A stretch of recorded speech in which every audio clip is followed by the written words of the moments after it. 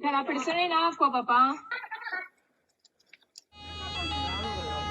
Ecco il video che documenta quei drammatici e concitati momenti in cui un gesto di straordinaria generosità ha evitato una tragedia oramai in atto. Poco dopo la mezzanotte in Rio Sant'Alvise a Venezia, un uomo di 50 anni finito in acqua grida disperatamente aiuto.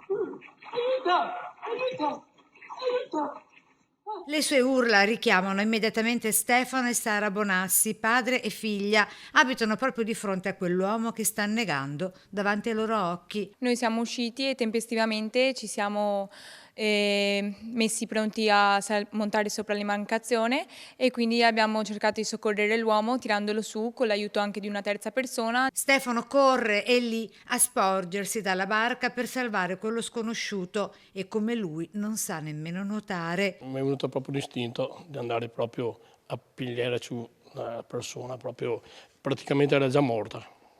C'aveva già la testa verso l'acqua, le braccia aperte e là un attimo l'ho tirato su. Nei giochi del destino la fatalità vuole che quella barca ormeggiata lungo il Rio sia proprio quella dell'assessore Sebastiano Costalonga. Il destino ha voluto che la mia barca fosse lì, per fortuna, perché se era una barca più piccola sicuramente non sarebbero riusciti a fare questo gesto così importante. Il fatto è accaduto nella notte tra mercoledì e giovedì scorso, con il cinquantenne ancora ricoverato a Venezia per una importante broncopolmonite, ma è vivo e solo questo conta. Padre e figlia veneziani di Sant'Alvise premiati a Cafarsetti proprio dall'assessore Costalonga, che ha voluto riconoscere il loro gesto di straordinario altruismo. Ci sentiamo eroi perché comunque si è ripreso